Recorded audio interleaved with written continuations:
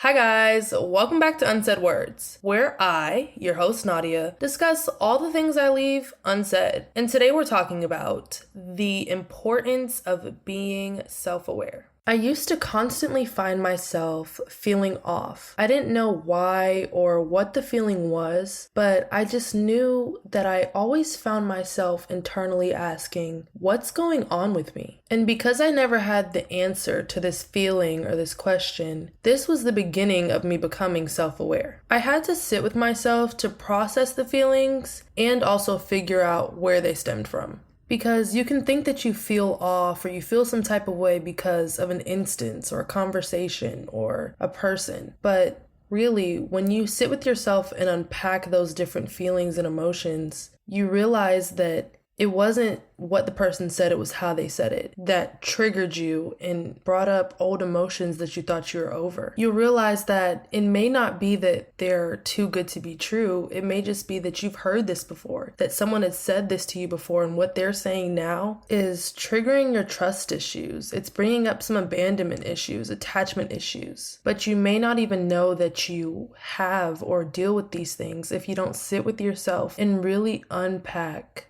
who you are internally and why you act the way you do. Because I think as a society, we're so used to just pushing down our emotions and going on that we don't actually stop, take the time to identify how you're feeling, acknowledge it, and then proceed. We just keep going and we act like we're good until we're really not good. And the welling of our emotions forces us to take a step back and say, hold on, what's going on with me? Like, am I the drama? And maybe you are, and that's okay. But it takes being in tune with yourself to understand that in some cases, you are the problem. And that's why being self-aware is so important. How well you know yourself directly affects your relationship with others. If you understand your feelings, you can communicate them better with other people. And you can check yourself. Like, yeah, I did overreact. I apologize for that. You kind of being quiet made me think you were giving me the silent treatment, and my mom used to give me that when she was mad at me. Knowing yourself and understanding why you do things will make you a better communicator. You'll be able to say, having that vulnerable conversation with you made me want to run, because anyone I've ever been vulnerable with has left me in some way. That second one was for me, by the way, as a fearful, avoidant attachment girly. But I know this about myself because I'm very self-aware. Maybe too aware, I wouldn't recommend, because it can start to drift off in self-consciousness, but we're not talking about that today. When you become a more introspective person, you can quickly identify when something's off internally and why. The key and process that I like to use to better understand my emotions is, number 1, identify. Number 2, acknowledge or process. And number 3 is proceed. So number 1 is, I feel this way. This happened and this is the way I feel because of it. Number 2 is feeling those feelings. You never want to do step 1 and step 3 without doing step 2. Fully feeling those emotions and processing them so that you can proceed. And number 3 is exactly what it sounds like. You've identified the feelings, you understand them, you've processed them, you felt all the feels, and now it's time to decide how you're going to proceed. That is all for today's episode. I hope you guys enjoyed it as much as I enjoyed recording it today. And if you did, leave a review, leave a comment, DM me at unsaidwords_pod on Instagram, where I put all the bloopers, updates, podcast clips, all of those things. New episodes out every Friday at 3 p.m. EST on Apple Podcasts, Spotify, Amazon Music, and wherever else you get your podcasts. I'll talk to you guys in the next one. Bye.